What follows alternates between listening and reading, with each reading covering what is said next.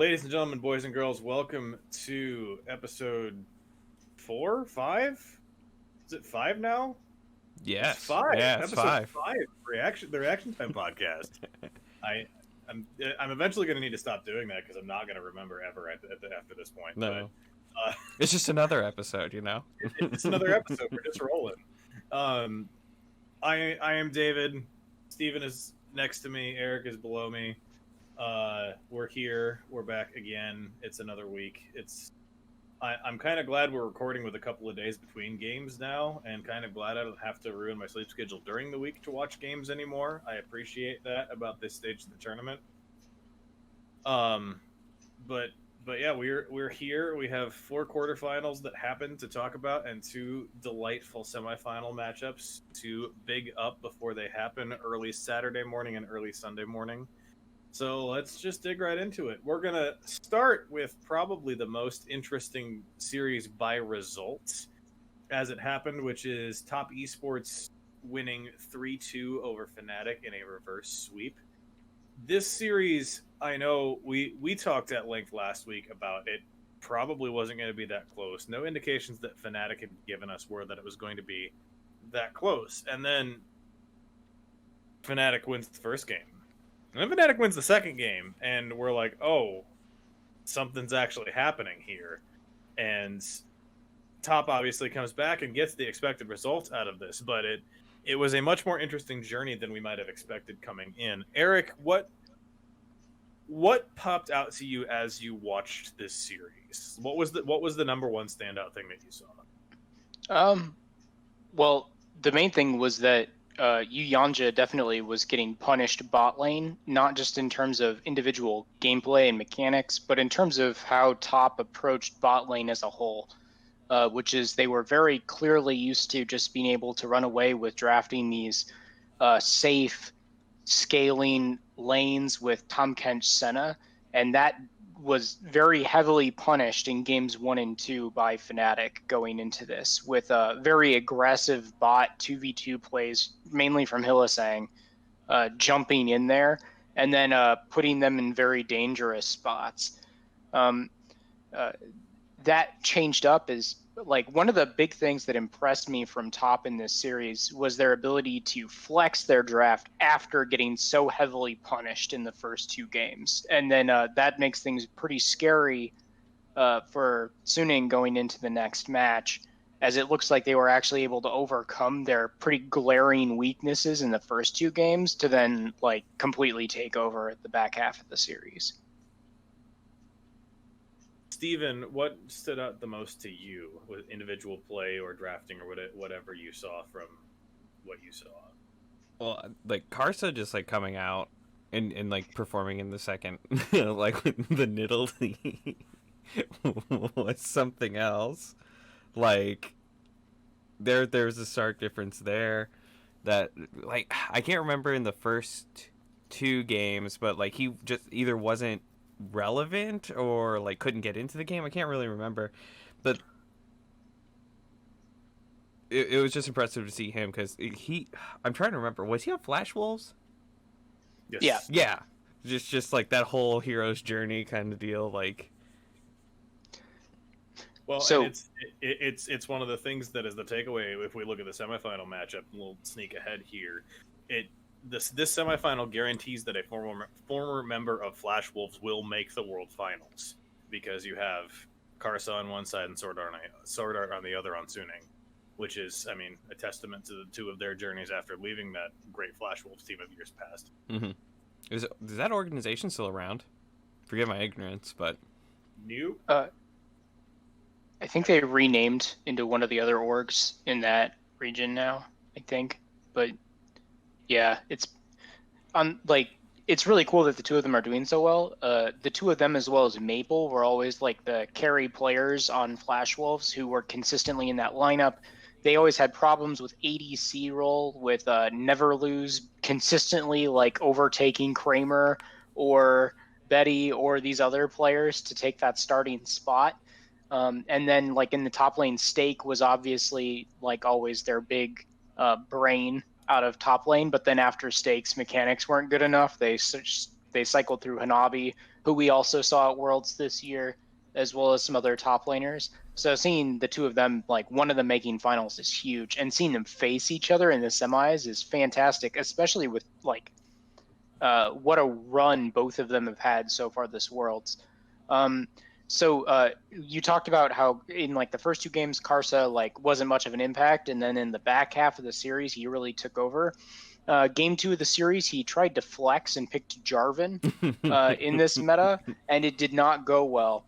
That was still though when it seemed like they didn't understand why they were losing, and then they figured things out in Game 3. Games 3 and 4, like he and Knight both had absolute pop-off games. Game 5 was actually more of what I expected out of Karsa going into this series and going into next week, where it was much more of a controlling style of approach to the game, where he was more of just like controlling uh, Selfmade's involvement in the game and just like bleeding them out on the map. Whereas 3 and 4 were like real pop-offs, like you mentioned.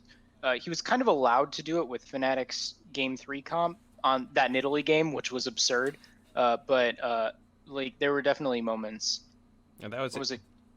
Game 4. That was Game 4. Yeah.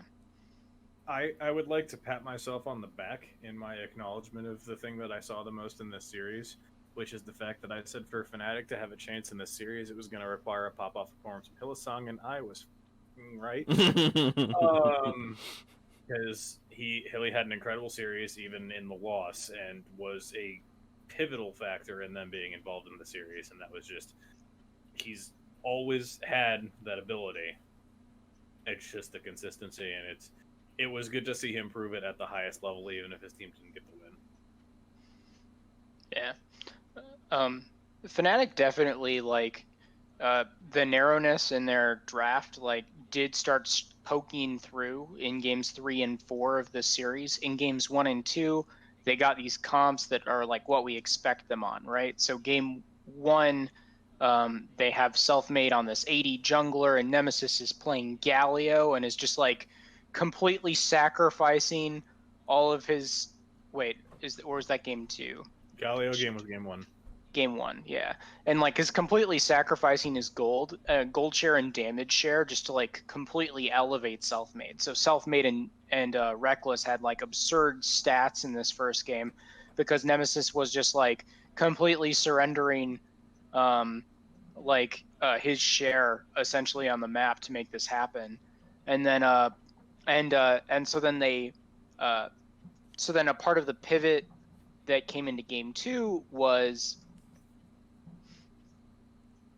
out of top was that they changed up the mid lane matchup slightly, but then it was yet another game of the Nemesis plus Selfmade combo being in a healthy spot and how they're approaching the game.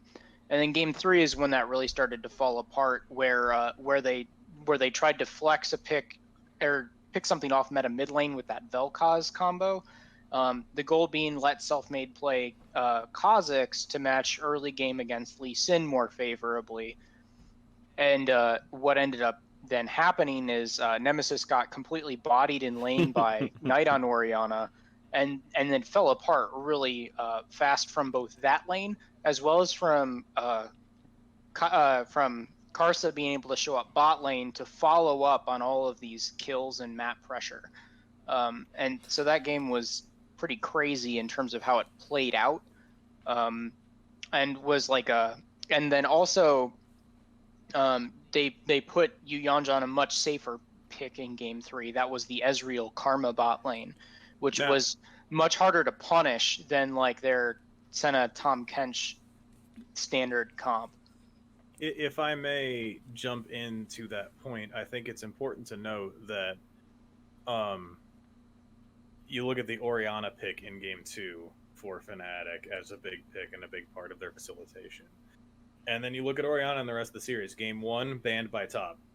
Game 3, first pick by top, so that they didn't give it to Nemesis. Game 4, first ban by top. Game 2, first ban by top. It clearly was, we need to force Nemesis off of this place that he's comfortable on, and like the pick set up that he could have gone to Galio had he wanted to. It was up and available, but wasn't the choice that Fnatic made in that game. It And was so very awkward with the rest of their comp. So they got put in this really awkward spot with how they drafted in game 2 or game 3, where they couldn't really lock the Galio with the way that composition was set up. like first three, favorably. you have Jin, Rakan, and Ornn Yeah. in your first three, and then so they must have locked. They locked Vel'Koz. I'm checking the VOD right now so I can check order on this. Vel'Koz was second rotation and Kha'Zix was second rotation. They locked like what had traditionally been like the more power-oriented picks. They lacked in like the second rotation here, which was very interesting. That's a part of what led to this, like that game being really hype in a lot of ways, because Karsa gets his Lee Sin, gets to pop off. Knight has this really favorable matchup in mid and shows why. Well, and you talk about the Jarvan pick in game 2. I think the Kha'Zix pick in game 3 may also have been a slight question mark. Yeah. Yeah. Well, and don't they go back and get everything that they would want in game 4? Because looking like Nemesis is on Galio, they have Whippo on Ornn, and then Graves in the jungles. Like that's what they won with in game 2. Right. The big difference in this game is, first off, Karsa was on Nidalee, so he was on a jungler that had better early game, and then also like hard punished in these fights, especially around bot line, where he would show up and join. The other big difference was Hylissang game 4, I believe, was on set bot lane. And what ended up causing this to get really weird is Fnatic ended up on this triple tank comp, where it's Ornn, Galio, Set, which have like a decent amount of burst damage, but really kind of can't continue to shell out damage in these extended fights to the same extent that some of their other comps have. And what ended up happening is Karsa was able to jump in on Nidalee in some of these extended fights and then continue to dish out damage, where normally playing Nidalee in these games, you wouldn't be able to do that. There'd be a sustained damage threat that would be able to punish you for these aggressive jump-ins and trades, but Fnatic didn't have that because of like all these tanks. The other big thing with Game 4 and why that comp didn't work is Knight picked Jace into Galio in mid, which is like a really it's a winning matchup for Jace, to put it lightly, because Galio's presence in mid lane is centered around the shield that soaks up AP damage that's coming at you in this mid lane, and you don't get any benefits out of like an entire ability against Jace, and so you can see that Knight was up drastically in mid lane in this game, as and like along with Karsa, we're just very far ahead with how the game was playing out.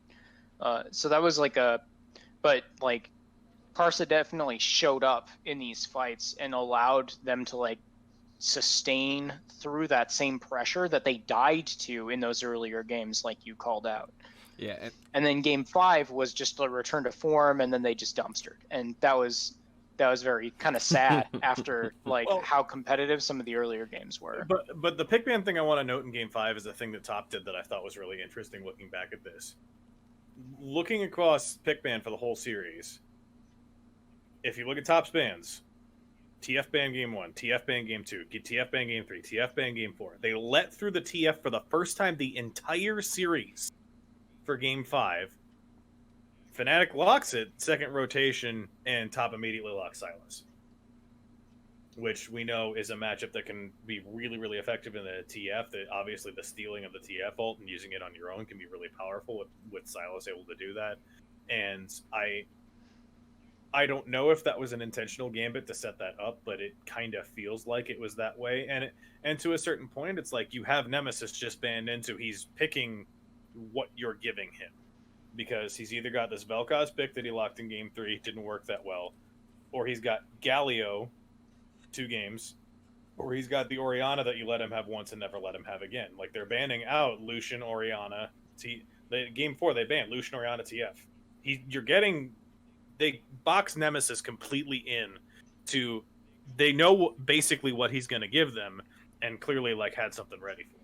Yeah, and in Game 4 they went back to the Tom Kenshin Senna, which I think is ballsy in its own, since it didn't necessarily perform. Now they were building around it, I suppose, with the damage in the jungle, but just to have the the fortitude to pick that back up after like pushing it to an intense Game 4, like. And to be fair, that early game was scary in Game 4.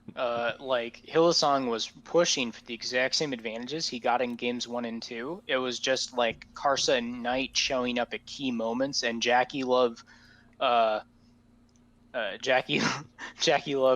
playing with style that really allowed them to, like, really catch back up. And also, Fnatic has a gold lead up to 23 minutes in that game. Like, it wasn't that bad.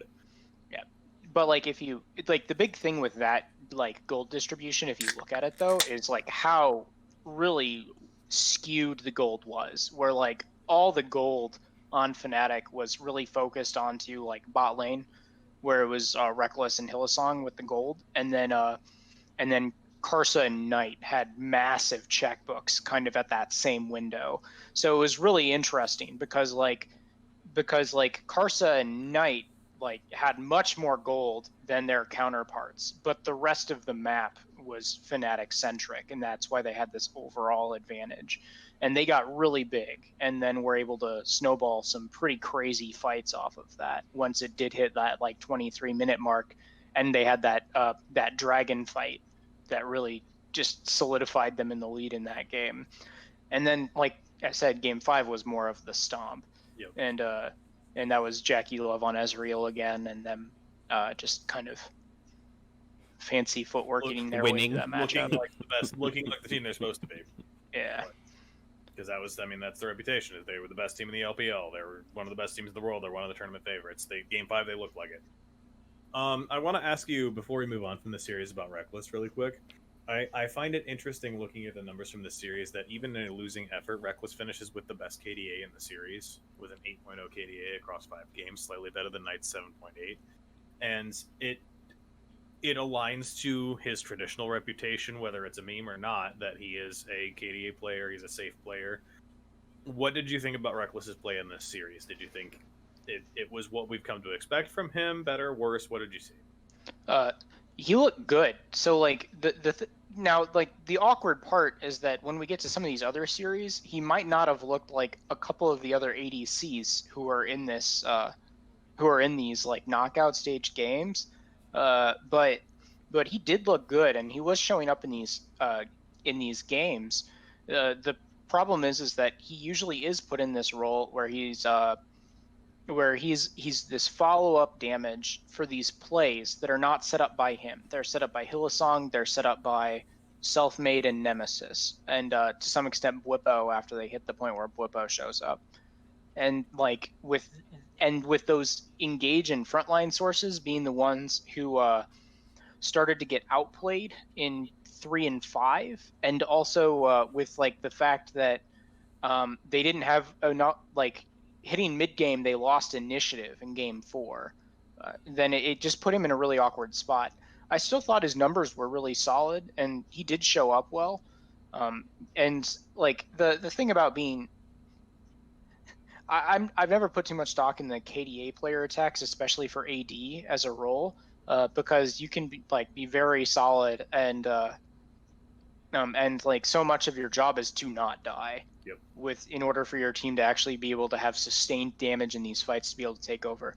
And if you look at gold share damage numbers, he was like, in addition to Selfmade, was the player that was actually contributing their worth as far as like gold allocation in their team.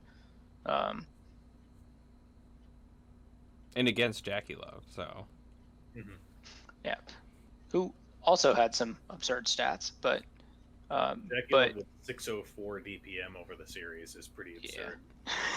What was I missed all this, and we can glaze over it if we want, but what was the shocks like stuff? I saw it like briefly on Twitter, and then I didn't really research into it too much, but I was like, they had a sick hype video after Fnatic went up 2-0 for like the org's history, and like everything Reckless has done in his career and like how awesome this would be as an upset. And then like immediately afterwards, Fnatic loses 3 in a row, and it's tragic. It's absolutely tragic. And I thought the hype video was great.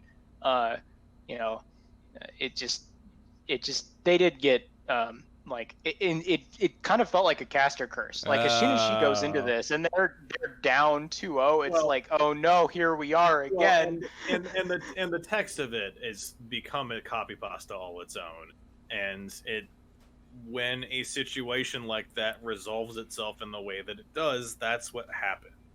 Is it could have been very well done. It could have been a wonderful segment. It was great and well written and all that good stuff, but the way the events transpired turned it into very much a joke and an unfortunate situation. Oh, okay. So nothing like explicit, like running afterwards, and like, no, well, that this was kind of like Reckless's last hurrah.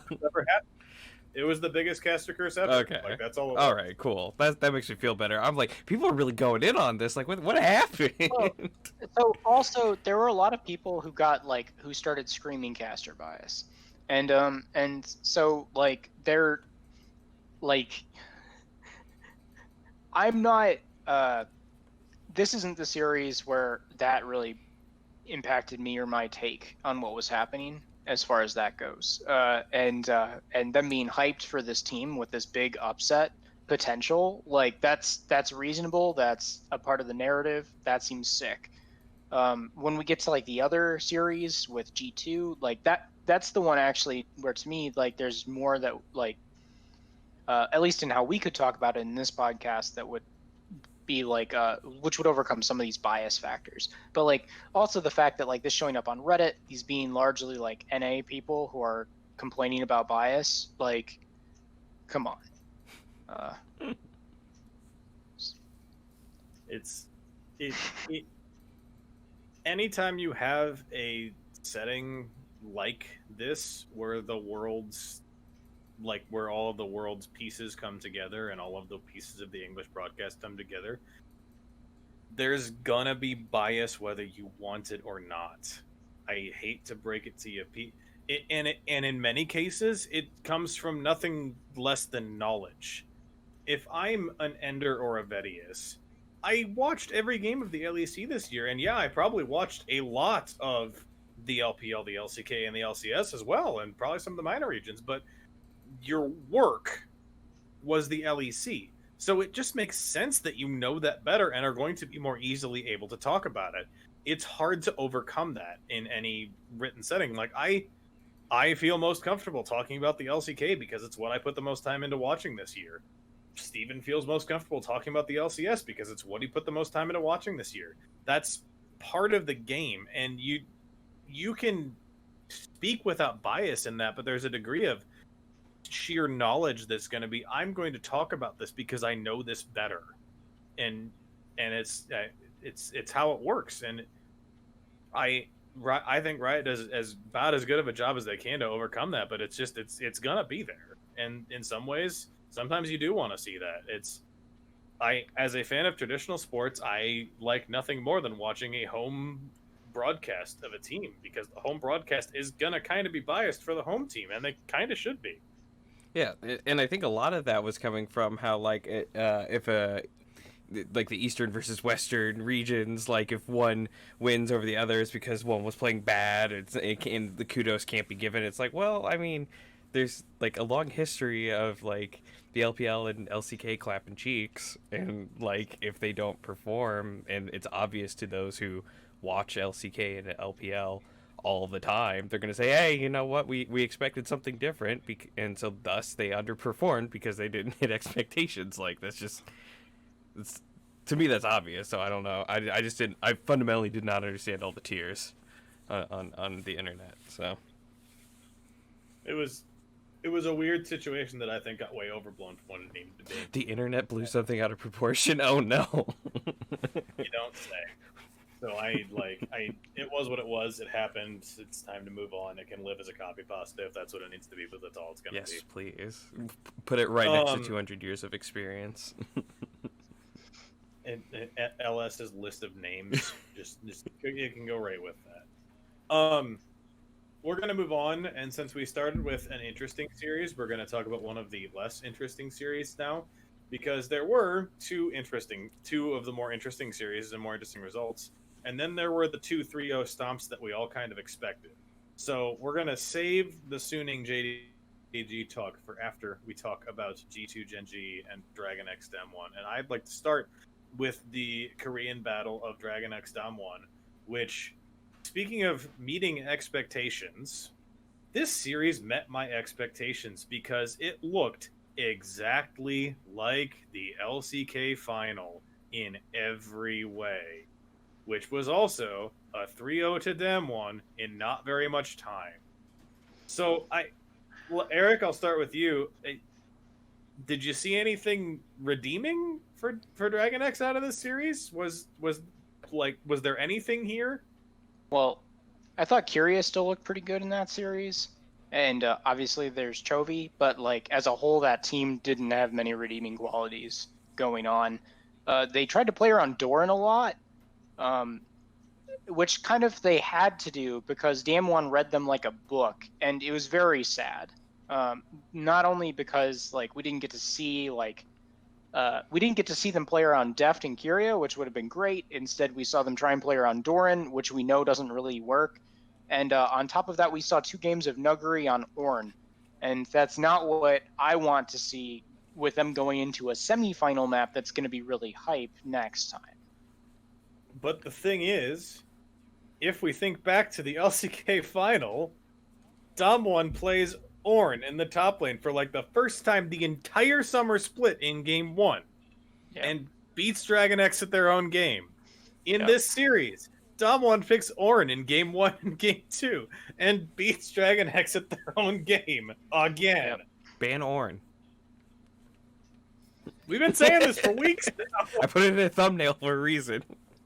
Well, so one of the interesting things from like all of these knockout stage games has been like the smart teams forcing their opponents out of comfort for how they want to approach the game via pick ban. Oh, you picked Kennen in game 1. It was Ornn 2 and 3. I just said in two out of the 3 games. I didn't say game 1. Okay, sorry. I said game 1. It's game 2 and 3. You picked Ornn. The Kennen game was fun, unlike the other 2, but like it's seen teams force their opponents out of their comfort and how they would like to approach the game via pick ban. The G2 Genji game also featured this, where like you see these teams that have a better sense of how to approach the game can like take advantage in these early phases. And it makes a huge deal with how early game objective focused the meta is from whatever your win condition turns out to be. And so that Ornn pick like it created this perception in Dragon X that they needed to play around top lane. They needed to put the Ornn down in order to take an advantage. And that led to Piosik and Doran being like their players put into like these carry-centric roles in their comp, as opposed to either Chovy or Deft and Curia, which were definitely their strong points as a team. And that made it even more sad, because instead of getting to watch Chovy try and have these hard carry performances or Curia doing these sick plays, instead we're just watching a ton of Piosik and Doran on screen, and that's not what I want to see. Well, and games 2 and game 3, you look at the picks. Game 2, Dragon X has Jax and Nidalee into this Ornn in the top side. So, like, clearly, we need to get the Jax online and able to split push against this Ornn sooner than later, hopefully, because eventually you might be able to split push against the Ornn, but it's not going to be for a while. And then you have Chovy and Deft on Galio and Senna, which, fine, wonderful champions, not what you're going to build around for any kind of... Sure, the Senna's going to be great late game. Sure, the Galio can have some really high impact ults, but it's not gonna just let a player solo carry the game. We also saw a ton of shit Galio comps in the entire series. Yeah, that's an awful Galio comp, by the way. Just terrible. Yeah, like we saw it too in like the top versus Fnatic series, where teams are picking Galio with like no, with like very few ults that synchronize with it very well, and then end up in these spots where the Galio loses a lot of value, where its only purpose is to try and either like echo the TF across the map, or is to just be able to ult into bail out your losing lane. And that's not actually where teams succeed with Galio. Teams succeed with Galio when you're comboing with a Camille, or you're comboing with some other hard engage that lets you proactively use the ultimate to take advantages. Or like another thing that's really good with that's in the meta is Kindred, right? Because you can Yeah, just ult onto the Kindred ult and force people off of it as a disengage or whatever have you. But yeah, like then you see, you mentioned the Galio into TF. We look back at the other series. Silas is open. Like if you want to counter matchup into the TF, seems like in that comp, you just pick Silas if you can play it. right. And the other thing that's kind of shit here is like that Jax pick. So Jax has been a strong counter pick into auto attack ability focused champions. That's Like where Renekton. it's had success. So like the Camille, it's really strong into the Camille. It's pretty strong into like even kind of the gangplank as far as how you approach these matchups. It doesn't get much at all on this Ornn, because the Ornn can just pop W with the AoE cone of brittle proc when you're going for the stun move, and then you lose the damage trade, and then you get stunned at the tail end of that because you had to be in range to land counter strike. It's very punishing actually for the Jax, even though you're supposed to snowball later into these team fights. Well, and even when you get to a split pushing phase, you have the same problem only in a different way. Ornn pushes W and there's no wave anymore. Right. He just has too good a wave clear for you to ever like. You can go smack the turret a few times, but it's not going to be that like dominant split push that it could be against other champions with worse wave clear. Yeah. But yeah, it's I just looking through the picks for the series. What did you think of the Aphelios? It's been a little bit since we've seen 200 years in the bot lane, and it got them a win in game 2 of this series. But what did you think of the pick? It was one of the more interesting picks of the series. I mean, they needed a hyper carry. They were playing. That was one of the Ornn games. Yep. It was just like them playing this traditional team fight comp, and I don't actually think. I still don't think Aphelios is great in this meta, but if you're not feeling that you're inherently punished in bot lane, you can go for it. Which when And you're that's playing against Senna Kench, yes, you can go for. Like, you don't want to play it against an Ashe or a Jhin in bot lane. Those seem much more punishing, especially when they're paired with these engaged supports or Bard. So I don't expect that to come out in the G2 set. That seems like high hubris to me to pick into Mickey in current form. But like in this set where DRX tried to play scaling bot passive, it's clear win. yeah. The other thing I think is notable in the pick ban for this series is in 3 games, Damwon played 13 different champions, with each of Showmaker and Ghost and Beryl playing 3 different champions across the series, and Dirty Canyon and why can't I remember? Nuggery. Canyon and Nuggery picking power picks with 2 Graves picks and 2 Ornn picks. Are we seeing the results of like familiarity of play? Like these two teams clearly like play against each other. Like it definitely felt that way from how clearly they punished DRX in games 2 and 3. It also, like, even though Showmaker, Beryl, and Ghost played so many unique picks, it still didn't feel like they showed anything in this series, which is the other. It was all meta stuff. Yeah. And the Pantheon, which is like Beryl's signature pick. Yeah. It wasn't. It was unique picks. It wasn't interesting picks. I'll put it that way. Like the cannon was the most interesting thing they showed, and it did what it needed to do. Yeah, it's just to apply a fighting game analogy to this. Dragon X has had Damwon's had Dragon X downloaded since like the beginning of this year. That's been over. It hasn't been a matchup. Yeah. Going to the Pantheon pick, I was skimming through stats. Does Barrel have a 100% win rate on Pantheon in 11 games? Is that what I saw? Yeah. I know he never lost on an LCK, and I don't think he's lost on in this tournament. That was absurd. It's I was just like, what? No, the really fun stat with that is if you look at Pantheon support's win rate in the LCK as a whole, it's like 50% because everybody else sucks on the pick. None of their LCK supports can play Pantheon. Barrel is unstoppable on it. And sure, you can attribute that partially to the fact that his team's really good and basically didn't lose games this year. But there's also the how much does the Pantheon have to do with that? And why can't anyone else do it? With 100% win rate on any champion in pro play, like over double digits, like come on, like and it's support Pantheon. And it's support, yeah, like which isn't like so it's kind of there, but yeah, like, it's still like I would consider it like a useful pocket pick more than just like a off meta. Well, and other people in this tournament have shown they can play it too. Right. Yeah. So like this meta is really defined by some of these very high actual require team skill picks. Like your team has to know how to play with support Pantheon in order to press their advantages. Your team has to know how to play with Callista properly in order to snowball bot lane. Your team has to know how to play with Lilia and to set up these long engage team fight scenarios.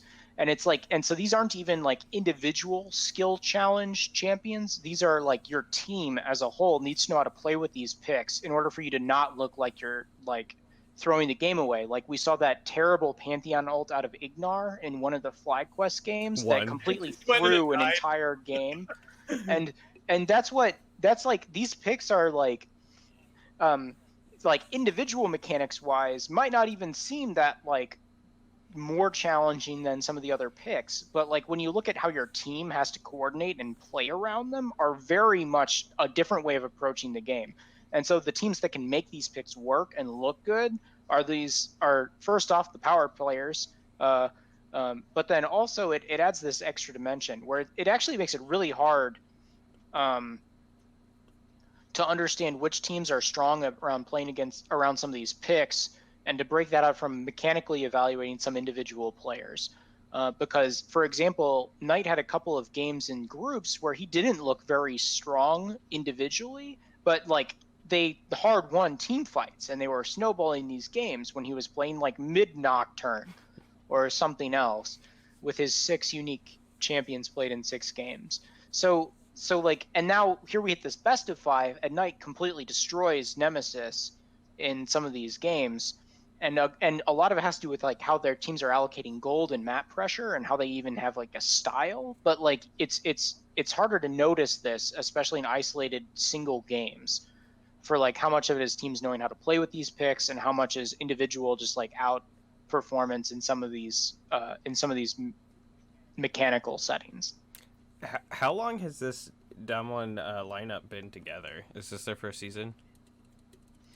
The rest of the roster is mostly stable from last year Worlds, but Ghost is the new AD, and getting Ghost like strengthened their bot lane a lot. Their bot lane last year, like even though Barrel was the same, Barrel didn't look good last year. Nuclear and Barrel were the weak spot of this team last year. Yeah, and Nuclear is not. He's not terrible. Like it's just that like they were definitely the soft spot on the map, and teams knew to punish that they focused topside. Yeah, because I was just wondering how much that spoke to like personality synergy, like being able to play around those picks and understanding what to do with these. Like, well, and I think a bigger thing almost for them is that they have a year of experience, because that was the big thing with them at Worlds last year, is that none of them had ever been there before. And you kind of saw it in the G2 series they lost last year. There was inexperience, there were mistakes that shouldn't be happening, and they were a young team. They're still a very young team, but they've all except for Ghost been there before now, and they know what to do, and they have had a year to get better, but they've also just had a year to get older. Yeah, and I think that matters as much as anything. Yeah, well, just I don't know if we're going into it yet, but that's what gets me hype about G2 is that like you have longevity in the team, you have longevity and experience, and how much does that start meaning as we get more and more into the sport year over year? For sure. Last thought on this series, and it's gonna be a continuing thought, but I want to ask it now, Steven. How good actually is Senna? Man, so when we talk about did the Aphelios look good? Like it's just how well can you execute on the like you're laying out a plan when you lock that champion in. You will definitely lay out a plan when you lock both the support and the champion in. And I think it's just another one of those champions that you have to build around. You have to know that you have a Senna in bot lane. You have to have the damage coming from elsewhere, but you also have to like survive whatever the other team's going to throw off to get the payout of Senna doing DPS and healing over time. So I think Senna, I think it speaks to the meta that we're at a better state where when you pick something, it's not just because it's strong. You have to pick something because it's working with what you want to do and against what they already have. Eric, thoughts? Well, Senna's definitely the strongest weak side ADC that you can be playing in the meta. And so, like, when teams are picking Senna, it usually indicates that it's their weak side of the map, or that they just have high confidence that they'll be able to, like, survive lane to get to those later portions. The reason the reason Senna is so strong as the weak side ADC is because you have the secret second stat as far as like your gold value, right? Where you can actually give Senna remarkably low gold share in mid game, and still be able to get high deeps come late game because you're still farming souls or some other metrics for actually getting to your point of deeps output. And that's the problem. Senna looks disgusting when against lower tier teams or against teams from teams who don't know how to punish like advantages very well, because you're just given this free ride if you don't know how to punish and win the lane into you're having this like massive amount of late game scaling and control from like getting to pick weak side with such priority is my take. Well, and the point that I think is important with the Senna is you have teams that are clearly comfortable playing around her, and you have teams that don't seem as comfortable playing around her. Top, obviously, we've seen Jackie Love have just monstrous Senna games in this tournament and deal with that. And then to pull the NA example, was it TSM that just could never win games with Senna because they couldn't figure out how to play around it. There are teams that know how to do this and teams that don't. And as we transition to the Gen G G2 series, Senna did not get touched this series. No picks, no bans, nothing. And it's such a bipolar pick in this meta because it clearly has a place and teams are picking it all the time. Like Dragon X picks it 2 games out of 3 in this series. It goes it appears in almost every game in the Fnatic Top series. Yeah, and then you have just nothing in this series. But Top couldn't win the first 2 games, and they had Senna in both of those, right? With the Senna Tom Kench, and they couldn't win with it. But then they win pretty well in the 4th game. Like they lose early, but that's what you're opting into. And then it's the opposite's true. Fnatic won game 1 with the Senna and got stomped in game 5 with the Senna. So I don't know. It doesn't make sense to me. Well, so the big thing is like kind of like we talked about. It's like setting up. You have a guaranteed weak side of the map as far as like where your jungler or your pressure should be going. Like you're not going to be focused around bot lane when you have Senna, except if you're like smashing them.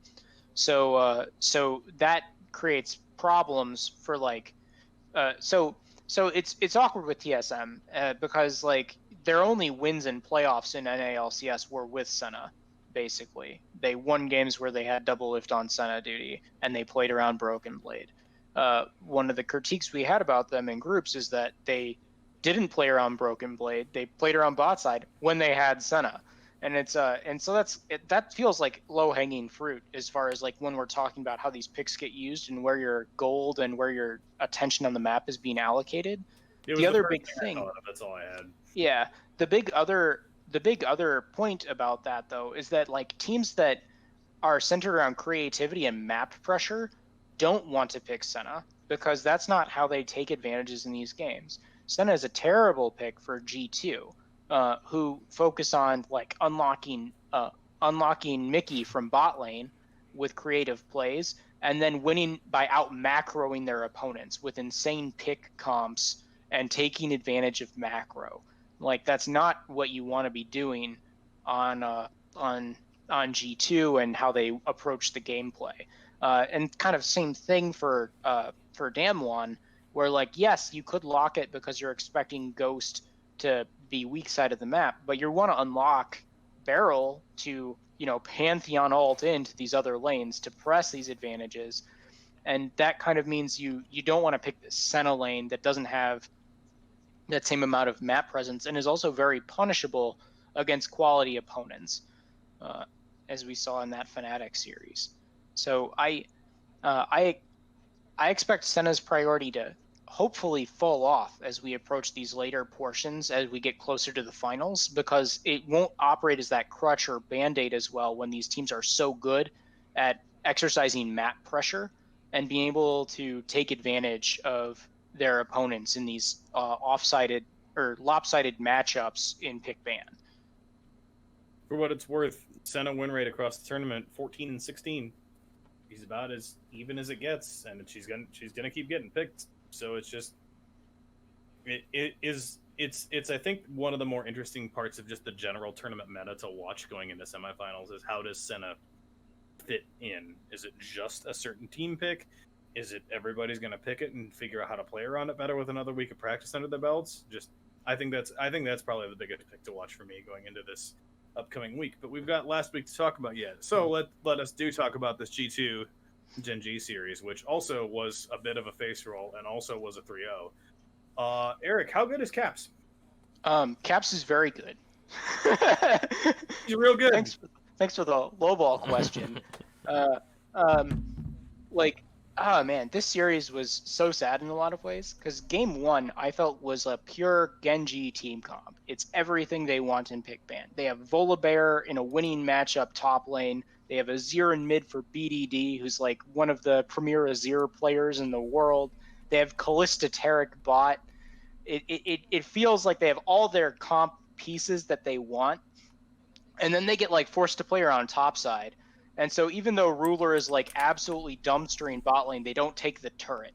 And that just is such a feel bad, where it's like here's Ruler who's like up 20 CS, is face rolling, and you can't win through bot. Instead you're like stuck in these like in G2 like prolongs that game in so many creative ways to then be able to just like execute this pick comp mid game with the Pantheon ult, with the TF ult, with the bullshit, that then they're just able to like run away with it. And that was such a travesty. And like after they lose with all of their power picks, it just felt really over. Ruler finishes that game that he had such a good early game in 0-4-1 on the Kalista. Yeah. And Perks, who was on the receiving end of that, finishes 6-1-6. Yeah. It was brutal. Yeah. And then you have game two, which is just a Caps highlight reel YouTube video, the entire thing. He's getting his own channel. He was unreal. He finishes the game 11-0-11, has every highlight moment in the game, even in fights that G2 look like they're losing. Obviously, the big moment was the turnaround Silas Leona ult that nearly one-shot 3 people on the opposing team because he was so far ahead. If you watch that fight as a whole, everybody sees the screenshot of the damage that the Leona ult does. What you lose is that Genji had already gotten the opening kill of that fight, and I think maybe even gotten the opening 2 kills of that fight. And then Caps just turns around and kills everyone because he's so far ahead.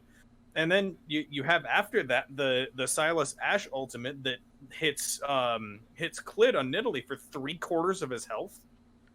Just it to a certain point he got so far ahead that it was just silly, but he got there for a reason.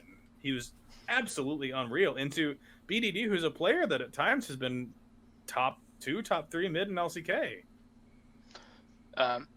They really got so in game 2, that game, Ruler also had a double kill in lane to start that game out and was up. And they, at 3 minutes, they have 2 kills bot lane, they have a kill traded top lane, and they still don't take that turret.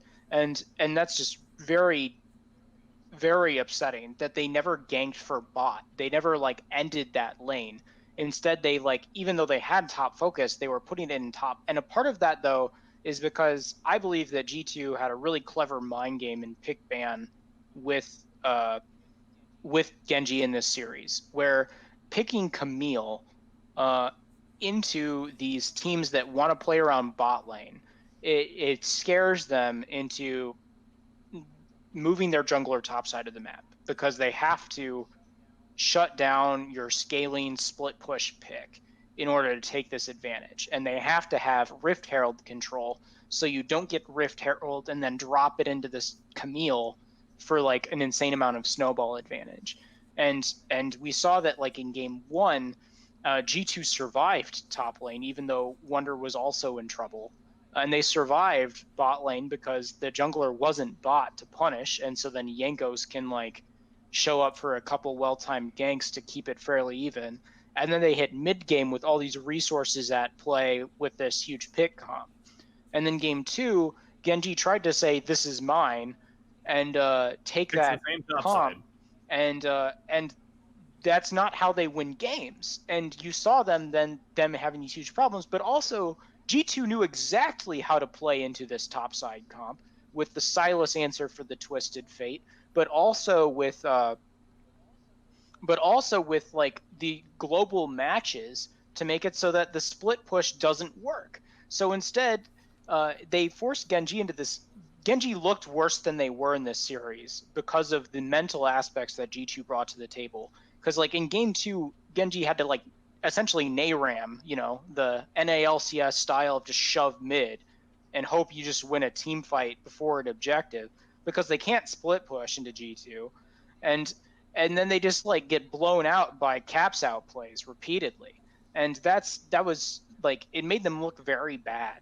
And I don't think they don't deserve to be looked at as that bad of a team. It's just that G2's like mental aspects and macro just like outplay, even from pick ban in the series, was very large and created some highlight reel moments, but not necessarily competitive League of Legends. Yeah, the comparative KDAs from this series as a whole, as you kind of might expect from a sweep, are hilarious.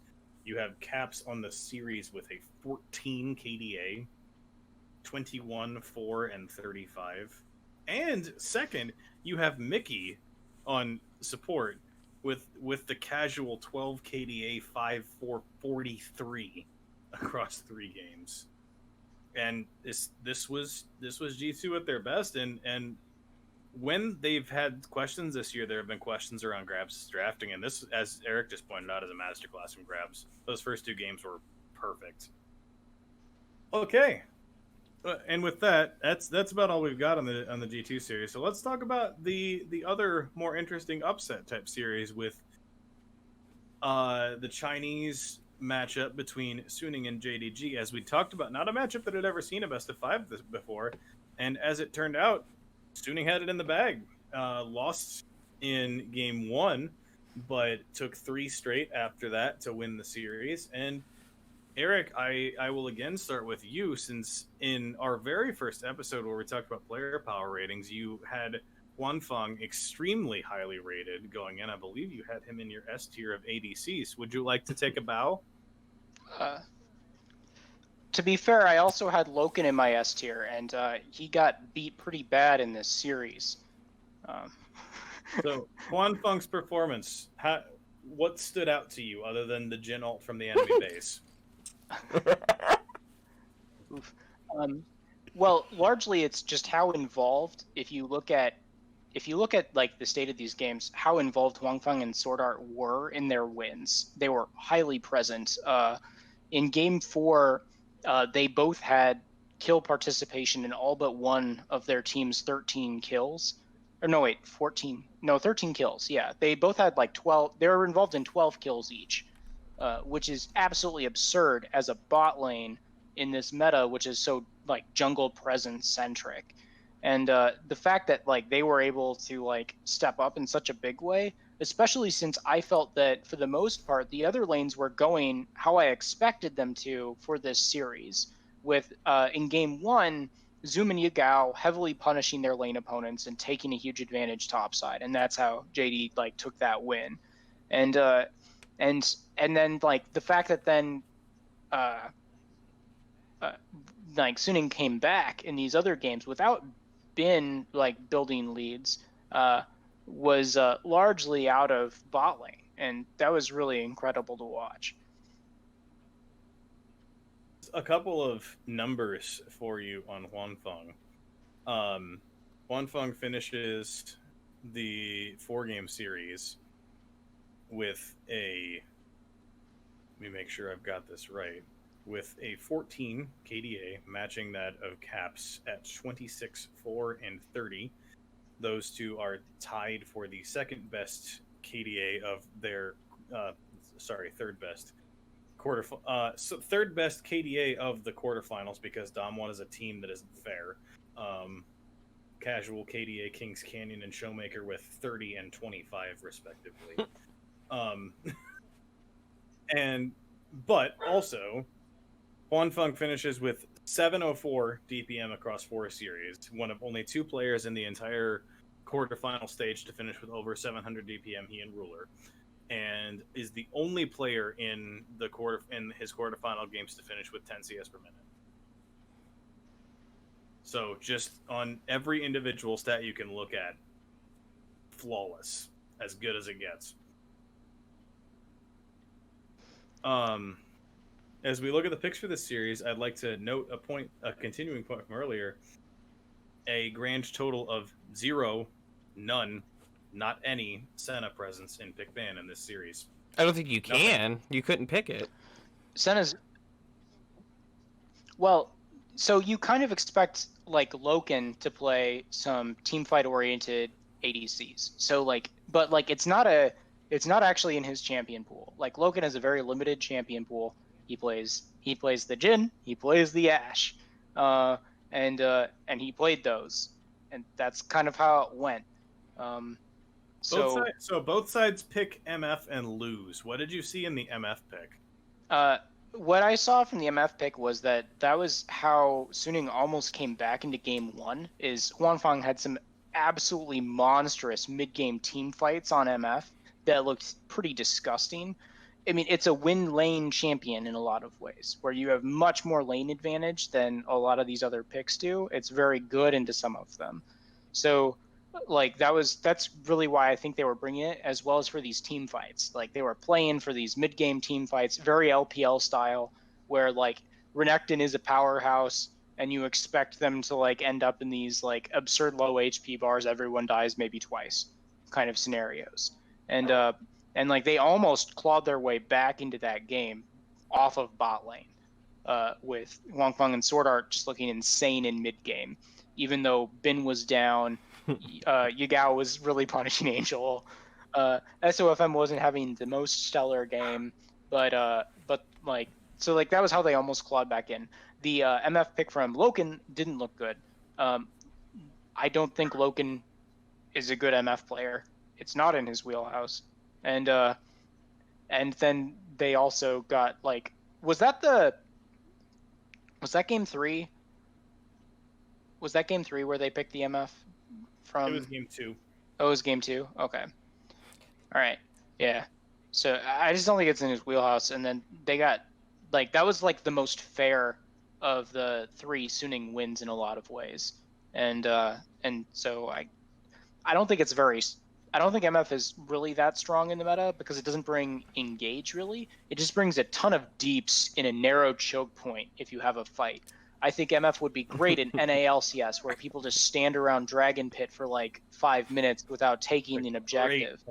But like in these high pressure games, that are focused around map movement and engage, it doesn't seem as quality. However, if you do have CC to bring with it to like set it up, even if it's single target, it can make a huge difference in this meta to be able to make a strong pick, as we saw from like the G2 set. The other comparison between this and the G2 set, you wonder if G2 and Suning might have kept scrimming after their matchups in group, because between Perks and Huanfeng, out of their 7 total games in their quarterfinals respectively, Jin you got good. 6 Jin games. What they're playing. Long range engage pick damage output. It's got a good lane into these other picks in the meta. The other thing that like makes me think that they may have been scrimming each other is both of them won their series partially on the back of very strong level 1 plays, where both teams had like creative level 1s in multiple games that gave them early leads. The most infamous of which being game 3 of Suning versus JD, where Bin walks into lane with a Sheen. At the start of the game. On Gangplank level 1. So that's a way to Big win a plunder. lane. And you get to play into that as a Volibear, No. who can't really do anything about it ever. Yeah. So like, because Ben played Gangplank like the which you entire don't let him do. series, and Big barrels. and it didn't. Well, he was punished in a couple of these games. Like Zoom is really good, but like the problem is that like in that game he was gifted a free lane, and then they were able to snowball that topside advantage into just a hard stomp of a game 3, and then game 4 was like, you know, he Zoom was actually able to punish it, I think, pretty well, and Kanavi both. Like Ben did not have the outrageous Gangplank games like he did in these other series. It was more Huangfeng and Sword Art just like showing up at these fights and being able to like really layer in damage. While we look at the picks, it feels like the Bard priority fell off a little bit in this stage of the tournament for everybody except Sword Art, and Sword Art's Bard was disgusting. He managed to get some Rift Herald cancels in this series too, I'm pretty sure.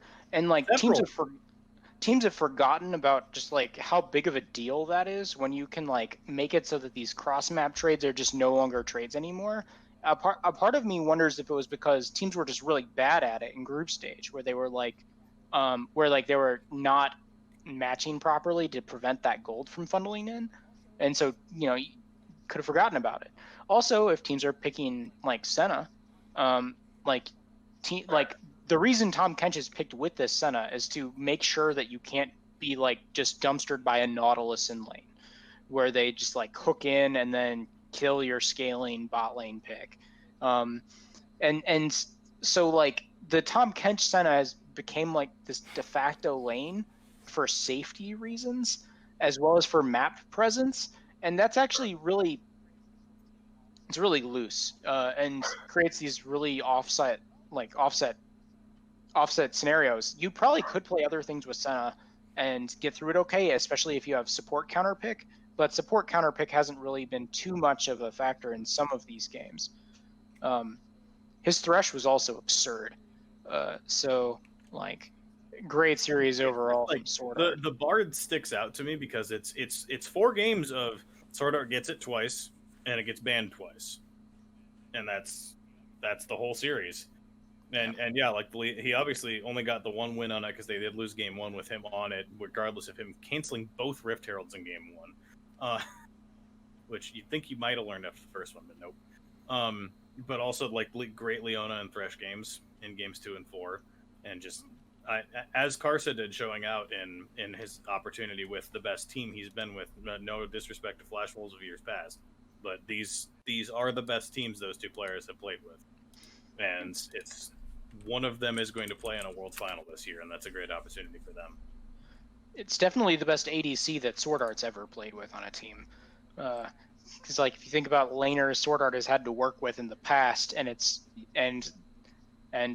there's a very large difference between Neverlose and Huangfeng so far, and like Sword Art even called that out, and they're like not directly as like a diss, but like he called out that Huangfeng's going places and that people need to really watch out for where they're going from here.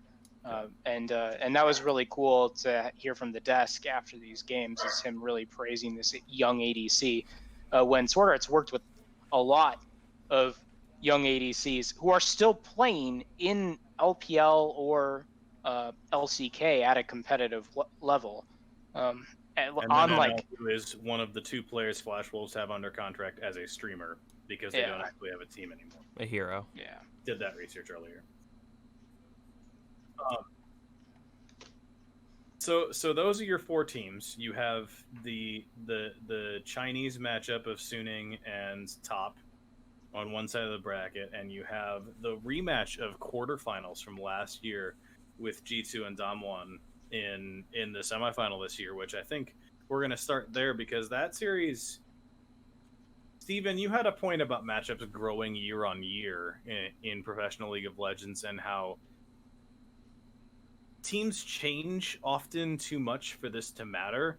But this is one where it's 9 of the 10 same players from last year, and it's Damwon out here for revenge because this is the matchup they've wanted the whole tournament. This is the place they fell last year, and G2 is arguably a weaker team than they were last year at this time, while Damwon is much stronger. But it still feels like there may be something here for G2 if they play it right. Eric, what are your initial thoughts on this matchup? Creative level 1s are going to be huge. We've talked about that a lot already. So I'm looking to see like what G2 can bring into the early game in this match to try and get these advantages. You know, they blew Flash from an opposing player every game, like level 1 in their last set. If they're able to get some kind of early advantage against Damwon, that's, to me, is their best way forward. We have also seen 0 creative picks out of Wonder so far. And so, like, I am really curious to see what shows up top lane in this set from both Nuguri and Wonder. And I was going to say, Nuguri has been playing remarkably standard the whole tournament, too, for a player who's played plenty of things in the top lane. Yeah, but he's at least brought a Kennen in. You know, he's playing these, like, picks that can win lane and do this fancy stuff. And Wonder's, like, playing Camille, Volibear, some pretty standard. Like, I want to see some Nico games. Where's the Nico? So it's just very interesting to me how that's going. What's going to show up from picks? Because it doesn't feel to me like either team has been forced to show much yet. So this is going to be really open as far as how they're going to approach it. And I'm super excited. That's all I really got. Bot lane, like Beryl and Mickey, like that's going to be huge. Yeah. Pantheon will be a highly contested creative level 1s, long range, team coordination. Like, this is like a hype matchup, like across the board. But seeing who's going to come out on the top of Beryl and Mickey is going to be very interesting to see. I'm glad that's your highlight because mine is Cap Showmaker, which is arguably a matchup of the 2 best players in this tournament on form. You can argue other things, but I think Caps on current form, not necessarily on career peak, Caps and Showmaker have been the 2 best players in this tournament. They're in the same lane. They're ready to go. They both stomped their opponents in quarterfinals. That's the matchup to have your eyes on because I think you can look at other parts of the series that have advantages and disadvantages because, like, I worry about Yankos in this matchup. I worried about him in the last matchup. I think he's probably G2's weakest spot, and this is the thing that Damwon has abused all year. Canyon's had an amazing year. But you cannot look beyond Cap Showmaker because it's the most hype thing about this matchup. It's 2 incredible players getting to play against each other, and I hope we get 5 games of it because that's what you're here to see, is the best of the best. And they're probably also going to have some creative lanes because I don't expect we're going to see TF Silas trades out of these 2. I expect we're going to see some really random shit if one of them locks Silas in first. So pick band's going to be fascinating. Just pick so when if somebody picks Silas early, you just pick like Carmen Italy into it, so his R does nothing. Or some other random pick. Caps has played a lot of unique champions during the regular season too. Like, we haven't seen any of the weird EU mid Kog'Maw yet at Worlds, and which had a very high win PoE rate in play it? region. Caps played it. Caps won some Like, did series. PoE play it at this tournament?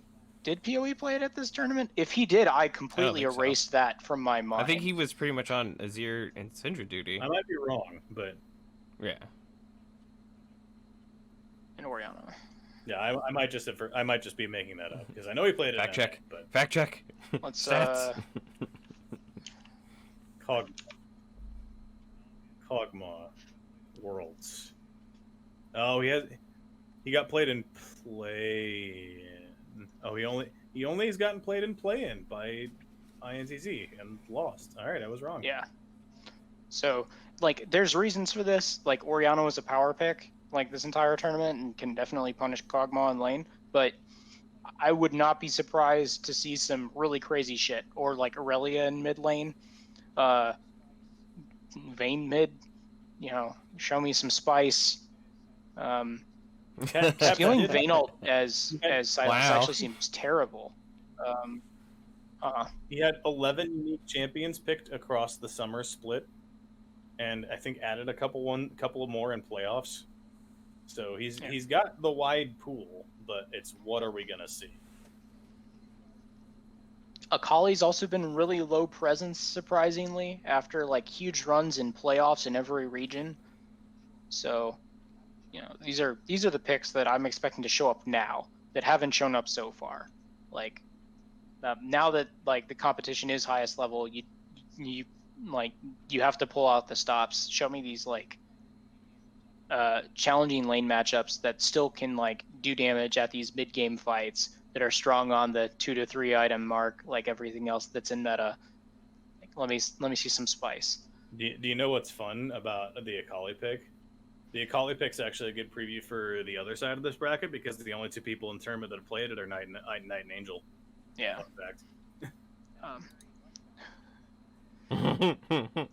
That's a very less balanced mid lane matchup. They both won Why do you their have games. to bully Angel? That's true. In fact, Angel beat Caps with Akali in that matchup. Okay. Just saying. Putting it out there, it's fact. You wanted facts, I'm fact checking. Okay. I don't expect that happening much in this series. I also don't expect that happening much in this series. I think this series comes down to where is the mismatch.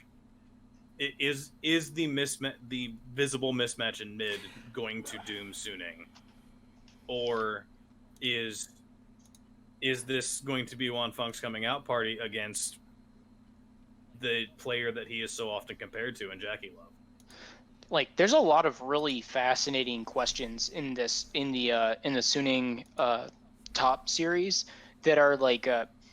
So first off, we have some visibility into how this goes. Like, these teams have played each other in the playoffs in LPL, and Karsa completely controlled SOFM's presence in those games, and they won kind of handily. So I'm curious how this goes here, where now like we've seen like some really quality play out of Suning in all roles, and we just saw Top's bot lane get punished for how they were approaching the meta. So like the big questions to me, like you called out, are Wanfeng and Sword Art going to be able to punish Yu Yanja on these like scaling picks in bot lane?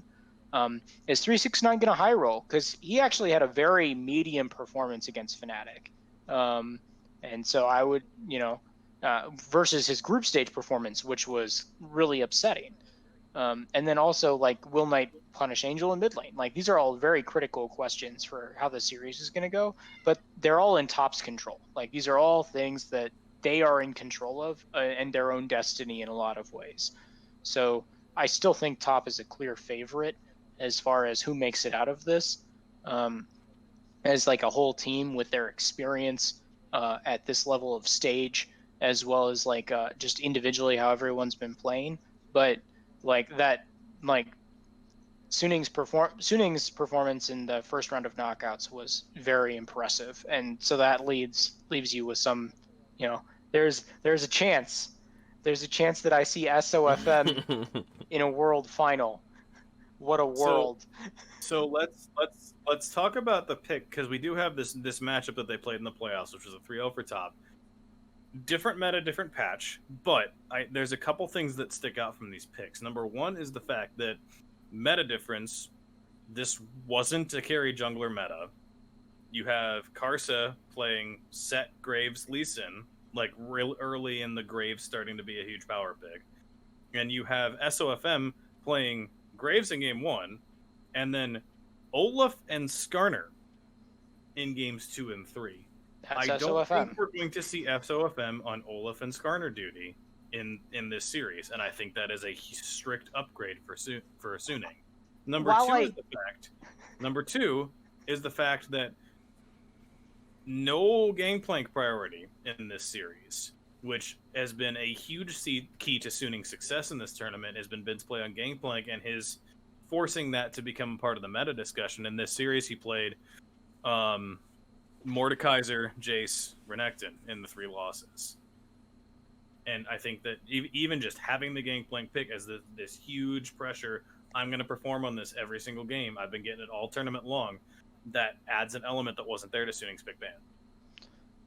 Like, I get your comments about, what champions they're going to put SOFM on during this series, but you have to understand that when SOFM plays Olaf, he is not playing some kind of I'm going to clear my camps and then run at a lane Olaf. He plays I am going to power clear both all quadrants of the jungle and force you to try and 1v1 me, Olaf. And it's a very different experience. And the reason why that game was a loss, if I'm remembering correctly, was really mid-diff. With Knight having control of mid lane and then being able to punish and join Karsa to cut SOFM off in these really awkward scenarios. Zoe seems like a good champion to have into that matchup. Zoe does seem like a great champion into that matchup. Are you leaving up Zoe for Knight is the other question there then? Because it was a banned in game 1 and 2 Zoe picks for Knight in games 2 and 3. Yeah. so I just I watched that series. I love Suning current form. Analysis says this is gonna go with top for who's gonna take this series and make it to the final. Do your pick'ems agree? My pick'ems say the top. Well, could I have changed my pick'ems after Suning won over JD? Oh, well, I didn't. So I'm still expecting top to make the final, face off against Damwon, and Damwon takes it all. It's where I know. I already see the future. I know how this is all going. Did you change your pick? So I have top. Who's I have top over Suning. I think Suning has too many known variables that top will just say, okay, yeah, and then win. And then I have G2 winning over Dem1 for kind of the same reason, but a little bit different, where G2 knows hey, we're just going to play our game. We're hot right now, so we can take that momentum up into finals like we did last year. And then I have... Should we go into final, win it all, or just stay this round? Yeah, okay. No spoilers. We can up next week. I mean, if you want to, I will say. I've talked myself into it. I'm picking Suning to win. I hope you're right. I did match Eric. I have Dom1 winning the whole tournament and going all the way. But it's time. I think I can see a world where Suning wins this, and I think that they've got the form right now to make it happen. So I'm gonna put my money where my mouth is, put in my pick'em. So that's where it's at. Yeah. Do you guys have any other thoughts? I hope we don't have any more 3-0s for the week. Even the 1 and 3 is nice to see. Yeah. Add some variance to it, keeps it interesting. I have this tab from the top Suning matchup up. Do you think to name a couple more picks in this match before we're done and end on some interesting picks. Do you think we will see 369 pull out either the Wukong or the Wukong, Quinn not in Quinn. this matchup this time? It depends. Well, Quinn is specifically the Renekton counter pick. The Renekton counter. Yep. So, like, will they even pick Renekton for Bin, who has been wanting to play Gangplank solid straight? I don't think so. So what is your counter pick for 369 to play into Bin's Gangplank? What would you pick if you led it through the draft? Is Ornn allowed? Okay. I mean, Ornn's allowed, Renekton's allowed. Like, it's honestly, it's either of those are usually where these LPL teams I think are going to go, where you're just going to, like, the Ornn is because it's OP, the Renekton is because you just dumpster lane. Like, that's the trick. You just let 369 beat the lane and then go from there. And the Volibear is the other matchup. So barring the level 1 Sheen. In this quarterfinal matchup. Yeah. Yeah. Like, and Volibear should, like, have an advantage in early lane against Gangplank too. The reason you pick the Volibear usually in these fights, though, as an LPL team, is to preempt the Renekton. So it's like, I'm picking Volibear, so you don't pick a Renekton into me. Because, like, we know how that matchup plays out. And so I don't... Like, it could be in that kind of a scenario where they're like, all right, they haven't picked Bin's champion yet, let's just lock Volibear to make sure he doesn't play Renekton, but then they'll just play the Gangplank into it anyway. Like, I don't see their picks changing that much on that side, and I frankly don't even see them picking a winning lane matchup into that lane as being what tilts this game either. I think it's really going to be Karsa and Knight like taking control of mid jungle and then snowballing potentially through bot. And then just like if having you're an hindering advantage any going of to those these mid-game players objective to fights. pick around Bin, I like agree. Suiting already has a huge advantage. Like just like give Karsa like his champions to go pop off. Like more Nidalee games, the better you are.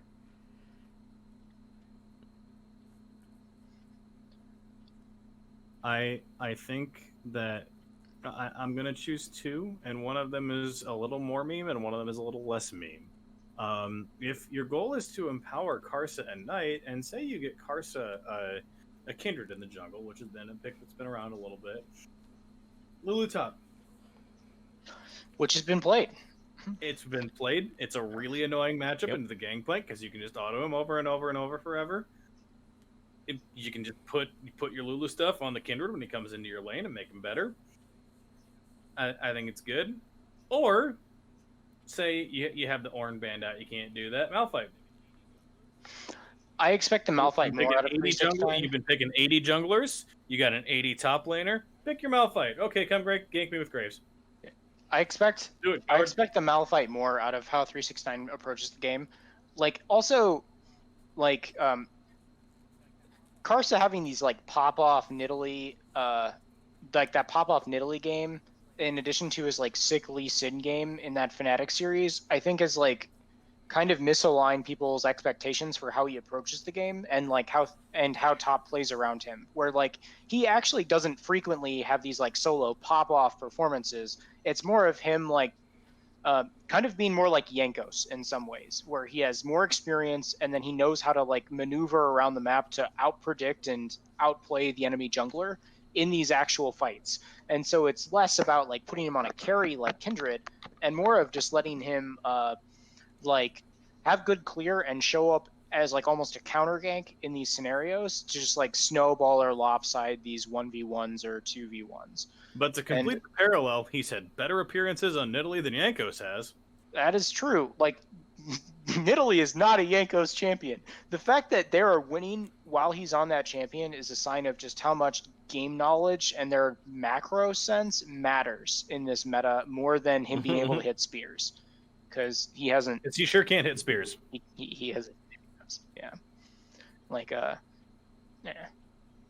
Look, it's a mistake to be made.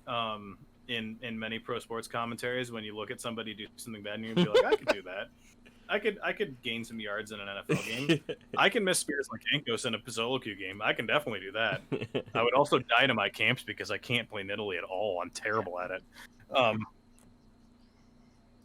Like Nidalee and Zoe's skill shots are some of like the highest like markers for professional like and like top tier professional play in the league right in like any of the leagues right now, because like you could see these teams in LCS like pick these champs which are power picks in LPL, and then like lose control in these dragon fight scenarios because they would chuck their skill shots would miss, the enemy team would hard engage with like Ornn bullshit or Galio or something, and then take the fight and take the objective, and like all without a fight happening because the Zoe's still trying to chuck in skill shots and the Nidalee's trying to chuck in spears and they're just missing or they're hitting like non-priority targets.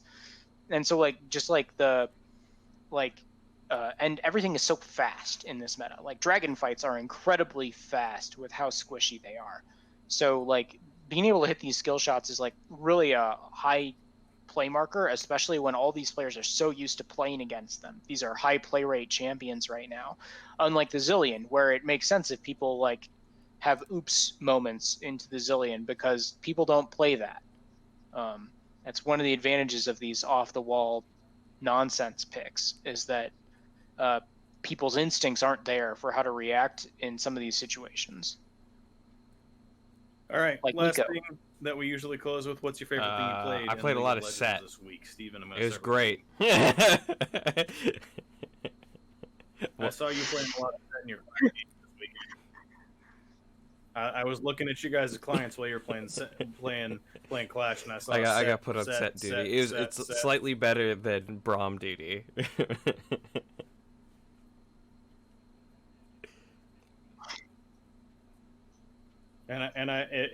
If I'm gonna spoil some Clash observing that I didn't spectate the games, but I saw a Corky pick from a certain other player down in this lobby. How'd the Corky feel? Corky feels good. It lets me deal damage. They ban Galio a lot, which is how we tend to win Clash games if we set Galio. Hopefully no one's ghosting us in this chat, but that's how we win. That's how we win Clash games. Yeah. But yeah, the Corky played pretty well. Going cleanse is a good idea in mid lane. Cleanse is a good summoner spell, it turns out. Here, my winning tip of the week is take Cleanse in when you're playing your Earth games in this season. It's really good in Earth, and people underrate it a lot because there's a lot of CC flying around all the time, and you just have a Cleanse up every like 40 seconds in Earth. Just do it; it's great. Speaking of Earth, I don't get invited to the Clash games, so I just play Earth. Because I'm not as good at League of Legends as these two are. So I play Fiora in Earth and spam my buttons badly, but she's really fun to play and just dashes around all the time. And it's kind of made my Fiora mechanics better for normal games because I understand how her kit works a lot better. Just gotta click on the towers. But I'm still terrible at her, so. You just gotta click on the tower. Well, and I unlocked Camille this week. I'm just gonna get to the point where I play click on the towers champion. It's gonna be great. Just make my champion pool be Jax, Camille, and Fiora, and just I will be in top lane split pushing. It'll be fine.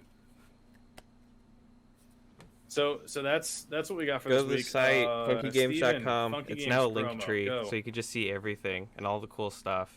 Buy shirts for Crimbus for all your friends, so they can feel nostalgic.